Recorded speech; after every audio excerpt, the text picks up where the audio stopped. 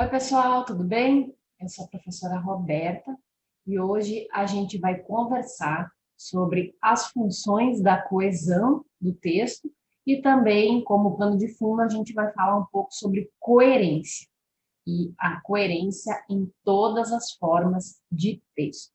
Então, vamos lá. Começando aqui a nossa conversa, então, a coesão, né? E aí é importante lembrar que esse conteúdo ele vai ser uma espécie de base para corroborar os trabalhos que os grupos estão fazendo nessa disciplina, né? Então, o que os trabalhos são?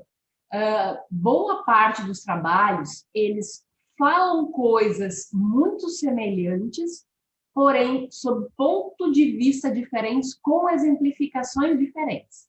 Então, os trabalhos que todos os grupos têm falam sobre estas questões, por exemplo, a coerência, aí você vai analisar a luz da temática, a luz, né, de cada detalhezinho que um grupo difere do outro. Por isso, a gente vai ter um panorama geral sobre como se apresenta a coesão e a coerência em todas as formas textuais, sejam elas escritas, verbais, sonoras, visuais e assim por diante. Então, a coesão, né, dentro desse texto de Irandé Antunes, é a propriedade pela qual se cria e se finaliza toda espécie de ligação, de laço, que dá ao texto unidade de sentido ou unidade temática. Então, assim, trocando por miúdos, o que significa coesão? É quando eu faço uma ligação. Então, uma palavra só, se eu tiver a intenção de dizer uma palavra só, ela tem sentido. Por exemplo, obrigada. Fica um sentido claro. Agora, se eu vou, dependendo da palavra que eu for usar, eu preciso ter uma ligação para continuar. Se eu vou dizer comunicação, talvez você me pergunte, tá, mas o que sobre comunicação? Então, eu vou dizer, eu quero realizar uma comunicação dialógica. Então, cada palavra que vai se ligar compõe a coesão do texto. Por isso, estas palavras, elas precisam ter sentido. Eu não posso unir palavras, e aí, claro, toda a questão da língua portuguesa, né? Artigos, preposições, substantivos, aditivos e assim por diante.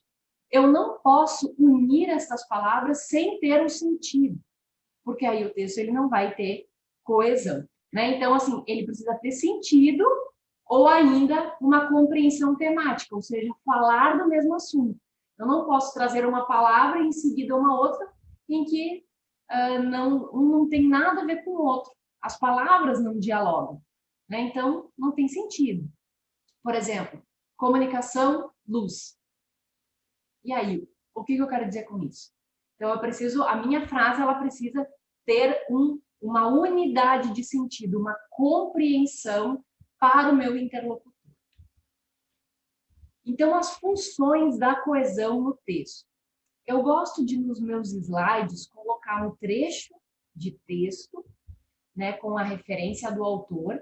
Eu faço a leitura desse slide para daí sim fazer uma explicação, fazer uma fala que profira sentido, que gere sentido para você que está assistindo o vídeo nesse momento. E aí depois o meu feedback vai ser nas aulas ao vivo, quando a gente conversar sobre isso que vocês assistiram agora. Então, assim, o feedback, lembram lá do outro vídeo, né? Que há toda uma linha de sentido, onde o emissor envia para o receptor, eu vou receber a resposta de vocês, que são meus receptores, nas próximas aulas. Então, a função da coesão no texto. A função da coesão é criar, estabelecer e sinalizar os laços que deixam os vários segmentos ligados, articulados, encadeados. Então, em cima disso que nós já estamos conversando. As partes não podem estar soltas, fragmentadas, mas ligadas entre si. Então, quer dizer, o que a gente está conversando aqui, né? É justamente essa questão de algo se encadear em outro algo, ou seja, eu ter sentido quando uma palavra se conecta à outra. Cada palavrinha conectada vai gerar um sentido. No final da frase, eu tenho uma unidade toda de sentido. Então, assim, e aí é importante a gente saber separar duas questões aqui. Uma, às vezes, uma palavra, por exemplo, num poema ou numa poesia, ela gera uma unidade de sentido, como o exemplo do obrigado, né? Ou, por exemplo, aqui, ó, lutar com palavras. Talvez, dependendo da expressão, nós não entenderíamos, porque lutar com palavras, normalmente luta envolve uma ação física. Então, aqui a autora ela está usando uma metáfora, né? Então, aqui, em função lutar com palavras, coesão e coerência. No final da frase, nós vemos que tem uma unidade de sentido e de tema. Qual é o tema? Coesão e coerência, né? E agora, se fosse só lutar ou palavras, teria aí uma ampla gama de significados. Então, quando eu gero uma frase, eu vou atrelar a um sentido específico. Então, isso é coesão, né? Quando estes elementos, eles estão ligados um ao outro. Seguindo aqui, então, o nosso slide. A coesão promove a continuidade do texto, como a continuidade semântica pelas relações de reiterações, principalmente substituições, paráfrases, associações e conexões. Isso a gente vai ver com mais propriedade nos trabalhos dos alunos. Então, quando a coesão ela é responsável por este encadeamento, por essa ligação, automaticamente há uma continuidade, uma palavra que se liga a outra.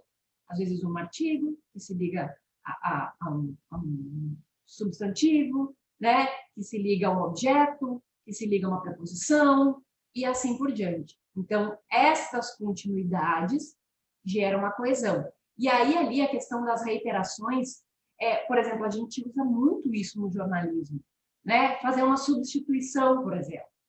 Então, eu não posso o tempo todo dizer a professora fez isso, a professora leu, a professora falou, a professora disse. Não, eu vou encontrar substituições. Primeiro eu uso a professora, depois eu digo ela, né? Eu posso citar o nome da professora. Então, por exemplo, dentro do jornalismo, nós vamos nos usando destes elementos, né, para poder gerar sentido para o leitor, para não ficar repetitivo. Então, assim, isso é muito importante dentro do jornalismo, a gente ter um leque de possibilidades de substituições de palavras. Isso é muito importante. Então, às vezes, assim, você encontrar uma palavra que possa evitar essa redundância, dá um outro sentido para o seu texto. Vamos seguir aqui. Então, aqui nós temos um exemplo, agora eu vou trazer os exemplos para vocês, né? Como a coesão ela se manifesta em diferentes momentos. Então, um exemplo de coesão por referência. O que é isso? É um dos tipos mais utilizados em um texto. Graças à coesão por referência, evitamos repetições de termos, descuido que pode tornar desagradável a leitura de um texto. E aí está aqui o exemplo, né? Os alunos do terceiro ano foram visitar o Museu de Língua Portuguesa. Eles foram acompanhados pela professora da escola. Ao invés de eu ficar falando, os alunos do terceiro ano, os alunos do terceiro ano, os alunos do terceiro ano. Então, a importância de, por exemplo, os alunos, os estudantes, eles, os jovens, meninos e meninas, e assim por diante. Encontrar possibilidades de troca. Isso é a referência. Por quê? Porque referência, os alunos do terceiro ano. É basicamente um sujeito, é a referência, né?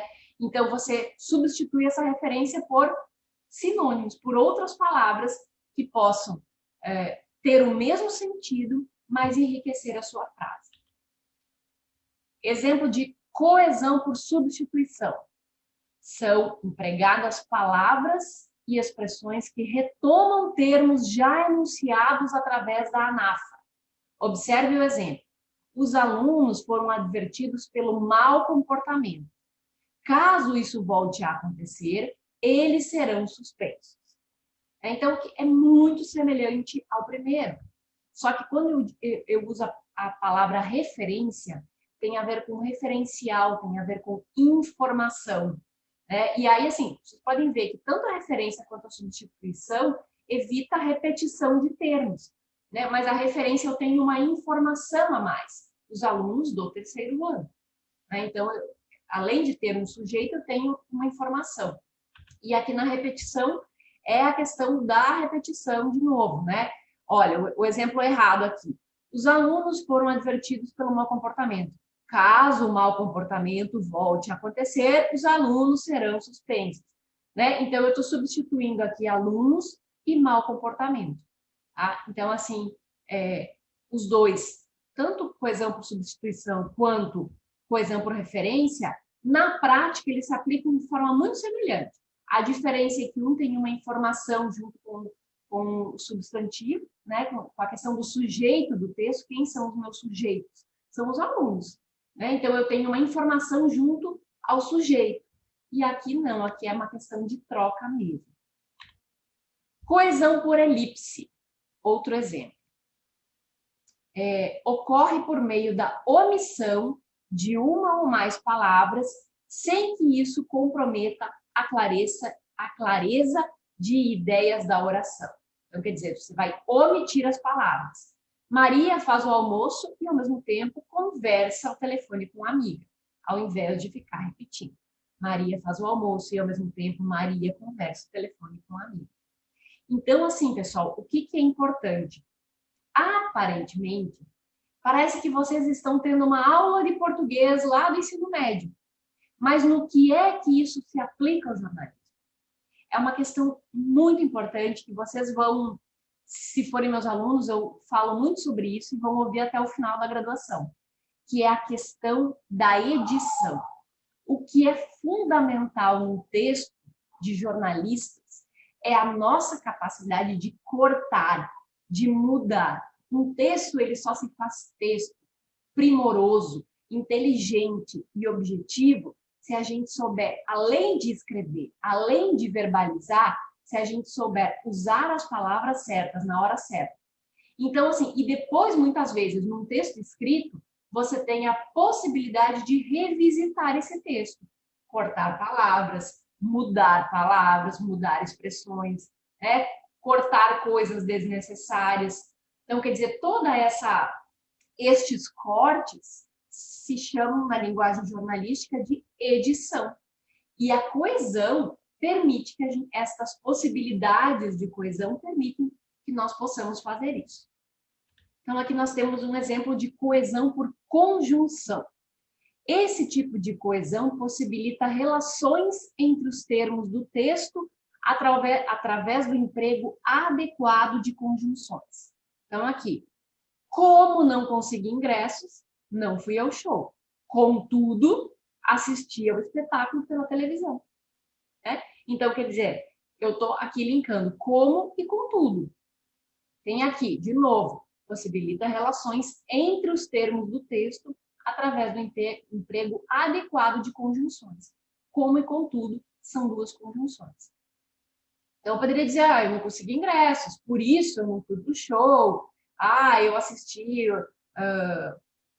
poderia ainda dizer de novo, se fosse errado, poder assistir o show pela televisão, repetindo 2 vezes a palavra show.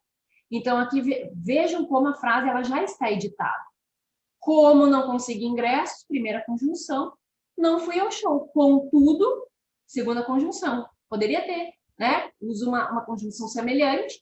Contudo, assisti ao, troco show por espetáculo. Espetáculo pela televisão. Aqui é como, contudo, entretanto, todavia, são exemplos de conjunção. Coesão lexical. Um exemplo agora de tipos de coesão. No caso, no tópico específico do lexical. Ocorre por meio do emprego de sinônimos, pronomes, hipônimos ou heteronômos. Olha o exemplo. Machado de Assis é considerado o maior escritor brasileiro. O carioca nasceu no dia 21 de junho de 1839 e faleceu no Rio de Janeiro no dia 29 de setembro de 1908. Gênio maior de nossas letras, foi um dos fundadores da Academia Brasileira de Letras. Então, vejam Mais uma vez, como é semelhante a questão do lexical, com o referencial lá na frente e com a substituição. Tem uma semelhança muito grande. Só que aqui eu tenho uma amplitude maior, eu posso usar sinônimos, pronomes, né, hipônimos, heteronômos, que são os elementos da língua portuguesa. Na teoria, eu não vou ficar solicitando para vocês uma análise sintática da frase, né, para vocês localizarem os pronomes, os sinônimos, não. Eu quero que vocês façam isso de uma maneira muito instintiva mesmo, no sentido de substituir. Então aqui, ó, eu poderia usar Machado de Assis, é considerado o maior escritor brasileiro. Machado de Assis nasceu no dia 21. Então vejam que aqui, ó, o carioca, ele não está em negrito, mas poderia acrescentar aqui também como uma forma de substituição. Então, Machado de Assis, o carioca, gênio maior, poderia ter usado ainda o escritor, o imortal, porque quem é da Academia Brasileira de Letras é considerado imortal, né? Então, são as possibilidades, de novo, de sinônimos dentro da estrutura da frase. Aqui tem um outro exemplo de falta de coesão na frase. Carlito partiu no barco verde. O barco era longo e forte. Carlito parou perto da árvore. Era tarde e Carlito dormia. Acordou e comeu carne de carneiro. Que calor, vou nadar. Agora vamos ver a possibilidade, né? A interação, digamos assim, uma frase com coesão, onde eu emprego substituições, possibilidades de não repetir palavras, né? Onde eu coloco todos esses elementos, tanto da questão da referencialidade, das repetições, das substituições, da questão do lexical, e aí, por si, né, desmembrando do léxico, vejam como fica. Carlito partiu no barco verde, que era longo e forte. Vejam aqui, ó, esse que era, eu vou usar aqui, ó, lexical. Não tem substituição, sinônimos, pronomes, e assim eu vou trazendo os elementos. Que era longo e forte. Carlito, o menino parou perto da árvore. Substituir Carlito por menino. Lá o exemplo aqui, ó, substituição. Né? Voltando aqui para o nosso exemplo aqui. Ficou tarde e acabou adormecendo. Acordou com uma fome danada, com vontade de comer carne de carneiro. Não comeu porque carneiro não dá em rio.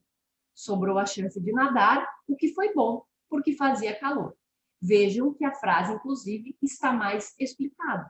Ela fica mais longa, porém ela tem mais informação. Ou seja, podemos fazer um link ainda com a questão da própria referência. Certo? Então, aqui são alguns exemplos, né? Nós vamos ver isso mais à frente nos trabalhos, onde cada grupo vai especificar um tipo específico de coesão, e aí a gente vai trabalhar mais a fundo com mais exemplos. Aí, o que vai acontecer? Os grupos vão apresentar o trabalho, e sempre depois do trabalho eu vou fazer algumas participações, né, de esclarecimento de alguns assuntos. Para os trabalhos gravados que me forem entregues, eu farei, se for necessário, alguns vídeos explicativos também para enviar aos colegas. A questão da coerência, então. A coerência é fazer sentido. Seu texto precisa ter e fazer sentido. Tem comunicação e organização. Reflete uma ideia e o leitor entende essa ideia.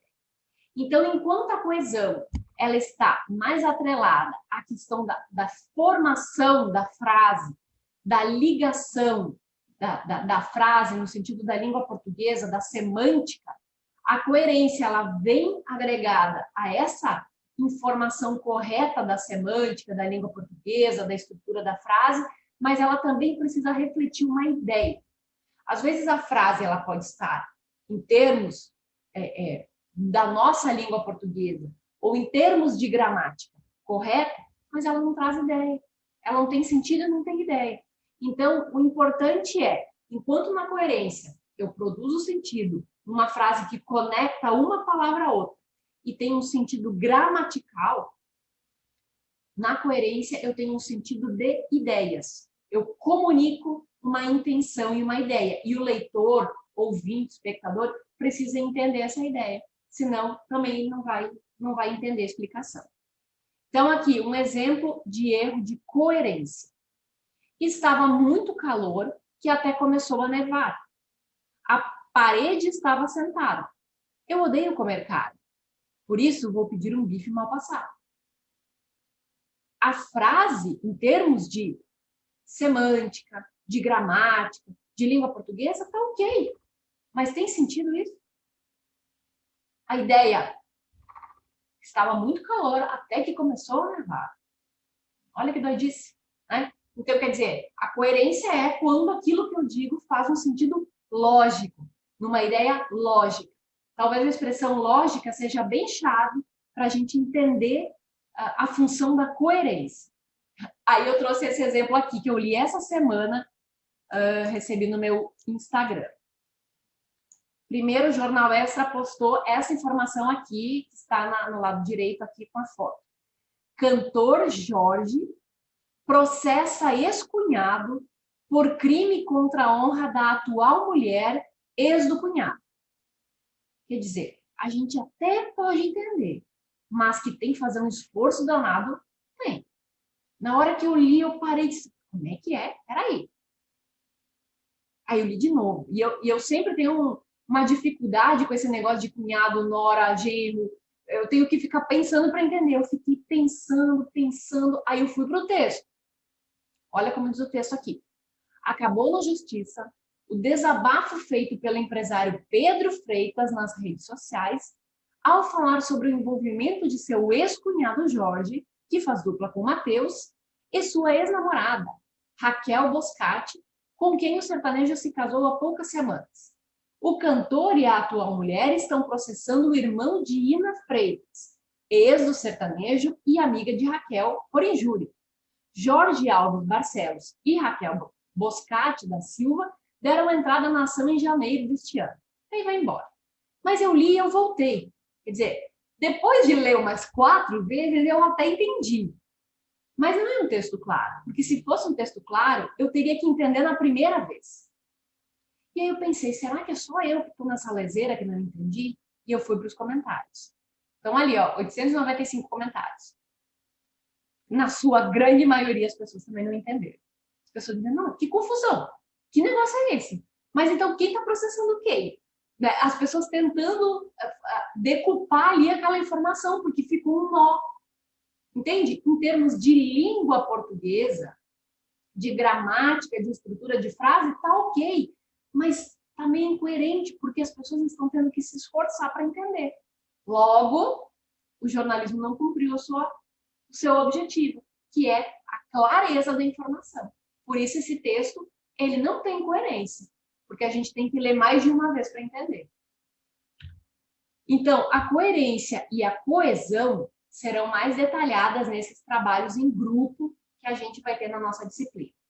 Aí eu queria agora trazer um outro elemento aqui, que a gente vai trabalhar como pano de fundo em todas essas nossas atividades, que são algumas estratégias de textualização. Então, assim, é elementar colocarmos a coesão e a coerência como estratégias, mas também precisamos utilizar como estas estratégias. E aí eu vou acrescentar estas estratégias aqui, A, B, C e D, também como elementos pontuais dos nossos textos. Referência, correferência, sequência e as convenções gráficas e morfossintáticas do sistema linguístico. Nos próximos slides eu vou detalhar cada um deles.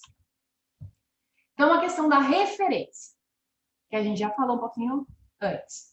A coesão referencial é responsável por criar um sistema de relações entre as palavras e expressões dentro de um texto, permitindo que o leitor identifique os termos aos quais se refere.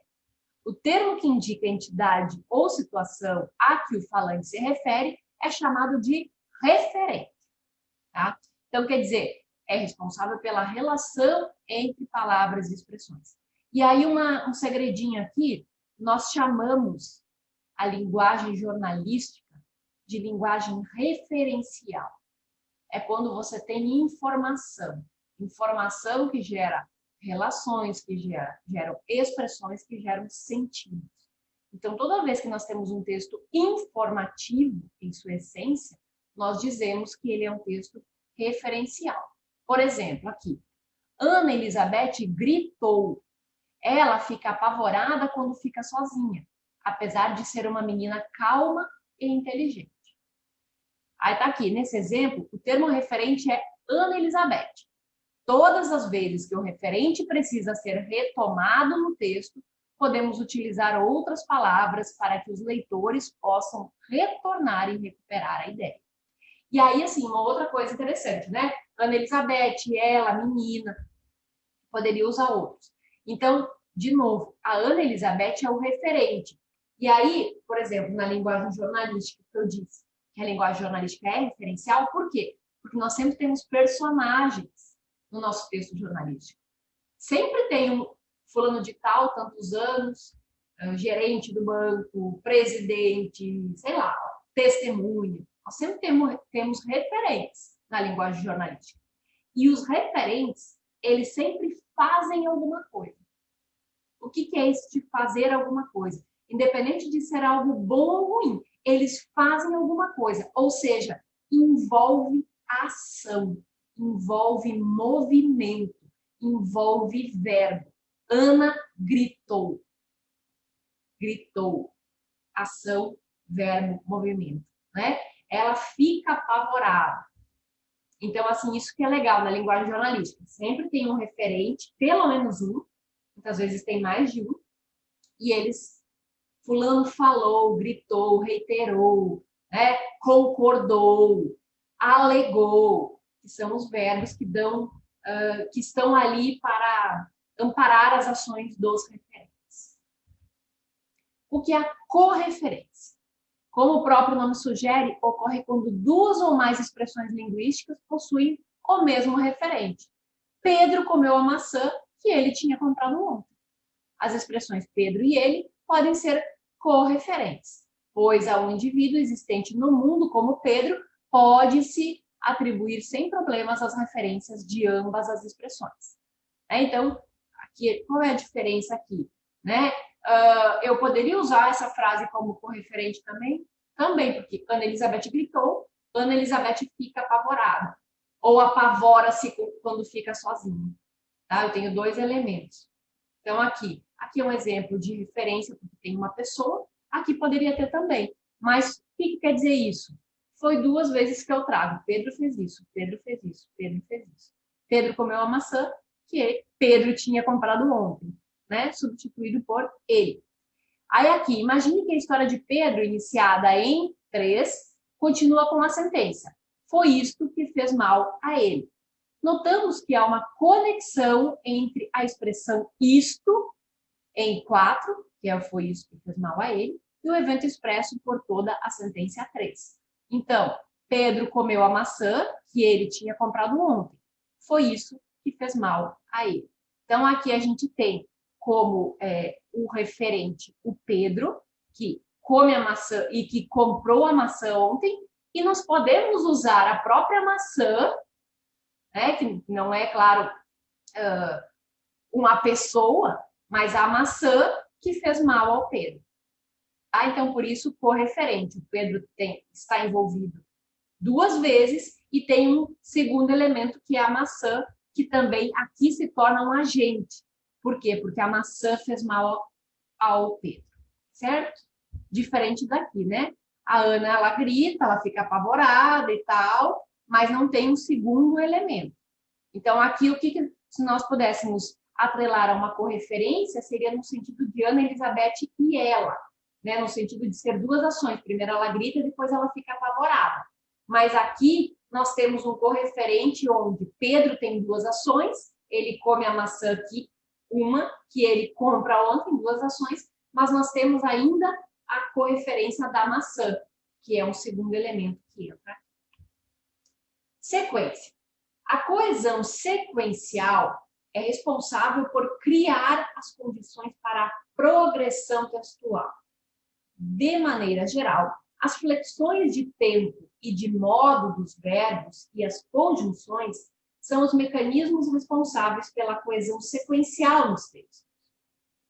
Os mecanismos da coesão sequencial são utilizados para que as partes e as informações do texto possam ser articuladas e relacionadas. Além da progressão das partes do texto, os mecanismos de coesão sequencial contribuem para o desenvolvimento do recorte temático. Dessa forma, o autor do texto evita a falta de coesão, garantindo boa articulação entre as ideias, informações e argumentos no interior do texto e, principalmente, a coerência textual. Em resumo, então, a questão da sequência, quando a gente fala em progressão textual, é a continuidade do texto. É quando eu escrevo, além de uma palavra, eu escrevo uma frase, eu escrevo um parágrafo, eu escrevo um texto com 5 parágrafos, onde eu desenvolvo ideias, eu não fico repetindo palavras de modo aleatório, nem repetindo ideias. Então, quando eu uso novas palavras, substituo, não repito, utilizo de outros elementos, eu estou fazendo uma sequencial com coesão, e quando eu desenvolvo a minha ideia de uma maneira que ela tenha lógica, eu estarei entrando numa questão de coerência textual. Então, é sequência, como o próprio nome diz, um texto que continua, uma frase que continua, sem ficar incoerente ou sem ficar com problemas de coesão. Aqui, separamos para você alguns termos responsáveis pela coesão sequencial. Temos o exemplo da adição e inclusão, que são os termos mesmo que nós usamos nessa formação das palavras, que geram frases, que geram parágrafos, que geram textos. Por exemplo, adição e inclusão. Além disso, também, vale lembrar, pois, outro sim, agora, de modo geral, por iguais, inclusive, até, é certo que, é inegável, em outras palavras, além desse fator. Temos um exemplo de oposição, embora, não obstante, entretanto, mas, no entanto, porém, ao contrário, diferentemente, por outro lado. De afirmação, felizmente, infelizmente, obviamente, na verdade, realmente, de igual forma, e assim vai. De exclusão, somente, só, sequer, se não, exceto, excluindo, tão somente e apenas. E aí uma observação aqui. Na linguagem jornalística de textos informativos, nós evitamos palavras difíceis. Então, por exemplo, eu evito, por exemplo, no jornalismo, a palavra pois. Eu evito, entretanto, no entanto, porém, eu uso mas. Tá? Então, assim, até porque no texto informativo, eu tento fazer uma linguagem mais objetiva possível. Então, esses elementos de sequência aqui, aqui a gente pode entender. Se nós entendermos sequência como uma continuidade de ideias, é lógico que o texto jornalístico tem. Mas se nós formos entender essa sequência com estes termos de adição, oposição, afirmação e exclusão, nós usamos os mais fáceis. Os mais difíceis, nós podemos usar nos textos jornalísticos opinativos, que é quando o próprio jornalista omite a sua opinião, e aí nós não temos uma regra geral. O texto opinativo ele é livre. No texto informativo, nós temos muitas regrinhas jornalísticas, que vocês vão ver a partir do próximo semestre, nas disciplinas mais específicas de jornalismo. Tá? Então, assim, estas palavras aqui todas, vocês podem usar em textos pessoais, que revelem a opinião de vocês. No jornalismo, vocês evitam palavras difíceis, lembrando, seguir um texto com objetividade e usar palavras e termos fáceis. Aqui outros exemplos, enumeração, em primeiro lugar e a princípio, esses daqui estão ok. Exemplificação, como se nota, com efeito, como vimos, portanto, pois, é óbvio que, isto é, por exemplo. Então, quer dizer, no jornalismo, vamos usar por exemplo, que é a mais fácil.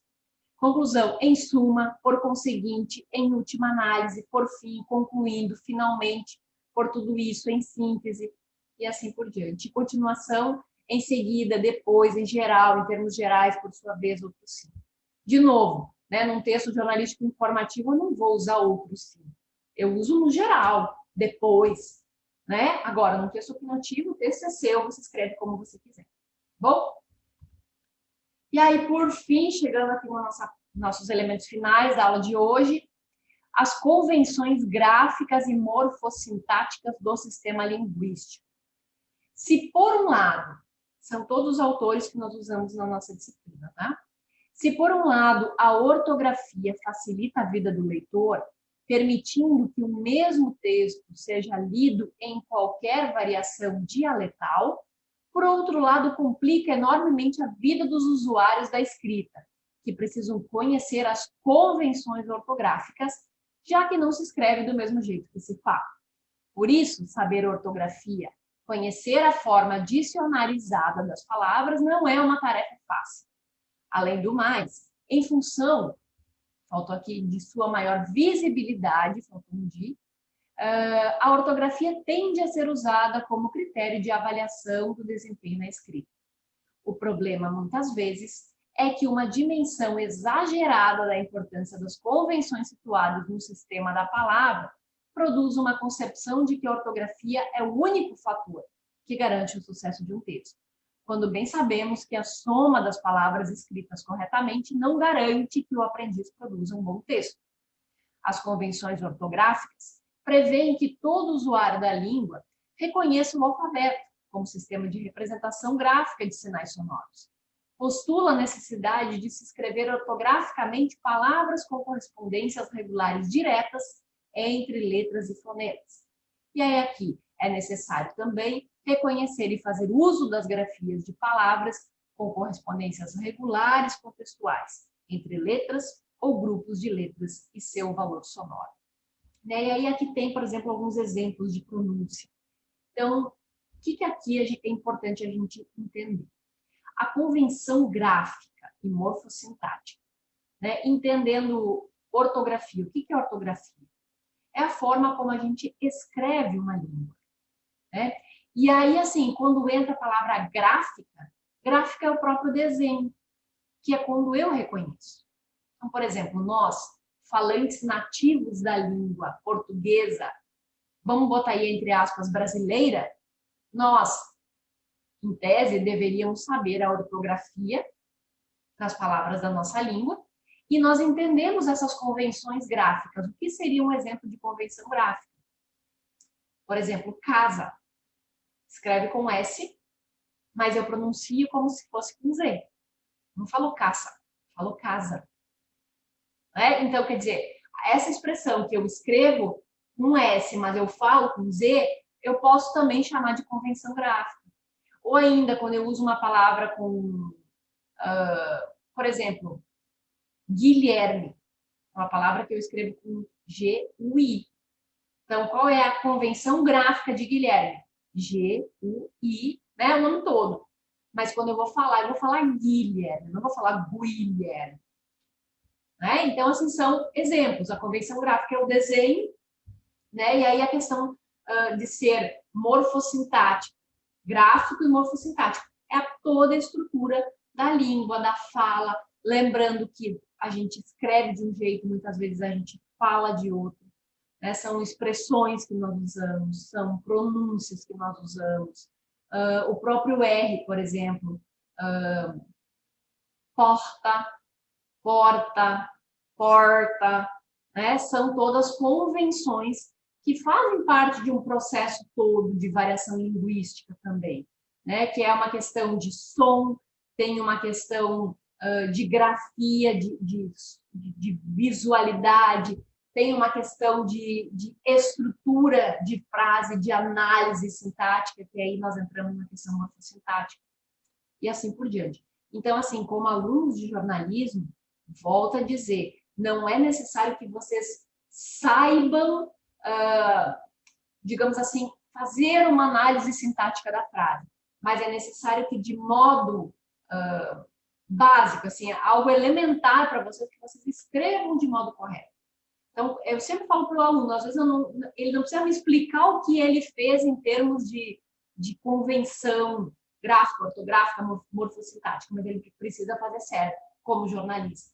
E uma maneira muito fácil de nós conseguirmos fazer isso é lendo muito, lendo tudo. Desde aquela clássica bula de remédio, história em quadrinhos, assistir televisão, assistir de tudo. Ver, ouvir e ler de tudo nos dão essa proficiência de entender ortografia, convenção gráfica, morfossintática, enfim, dominar não apenas o nosso sistema linguístico, mas às vezes de outros países, como por exemplo o inglês, que é bem elementar também para nós jornalistas. Então aqui um exemplo da questão da morfossintaxe. Alguns autores falam morfossintaxe, outros falam morfossintaxe. É análise feita às orações em termos morfológicos e em termos sintáticos. Então, nós temos aqui dois exemplos. Análise morfológica analisa as palavras de uma oração, de uma frase, individualmente, ou seja, independente de sua ligação com as palavras. Eu vou analisar palavra por palavra. Então, eu pego uma expressão, eu vou analisar ela tanto na sua acepção histórica quanto na própria questão da língua portuguesa, que é a questão, como nós vamos ver embaixo aqui, substantivo, preposição, adjetivo e assim por diante. E já a análise sintática é a análise conjunta da frase. Então, eu vou analisar a frase como um todo e as suas ligações. Então, como exemplo dessa análise morfológica que analisa as palavras de modo individual, nós temos as análises. Então, se eu vou pegar uma palavra, eu vou ver se ela é substantivo, artigo, adjetivo, numeral, pronome, verbo, advérbio, preposição, conjunção e interjeição. Então, aqui utilizamos a água sem desperdício. Exemplo. Utilizamos primeira pessoa do plural, do verbo utilizar, conjugado no presente do indicativo, voz ativa. A, artigo definido. Água, substantivo comum. Sem preposição essencial. Desperdício, substantivo abstrato. Palavra por palavra. E na questão da análise sintática. Então, aqui, estuda a função e a ligação dos termos da oração.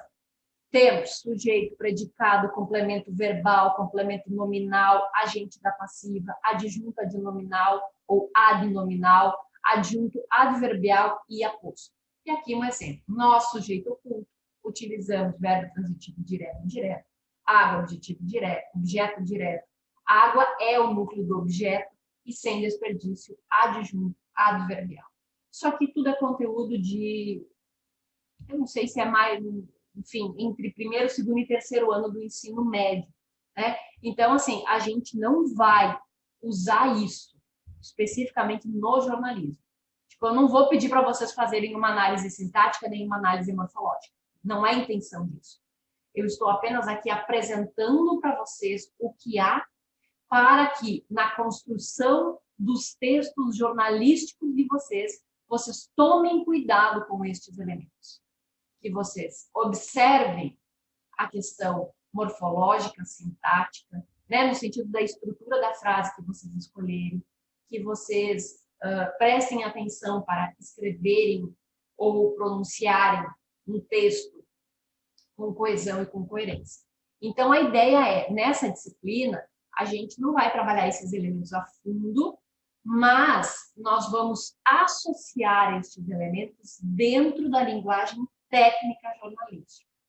Então, assim, aqui a gente, nesse semestre, vai ser uma passada geral de tudo, para que vocês relembrem algumas coisas e aprendam coisas novas.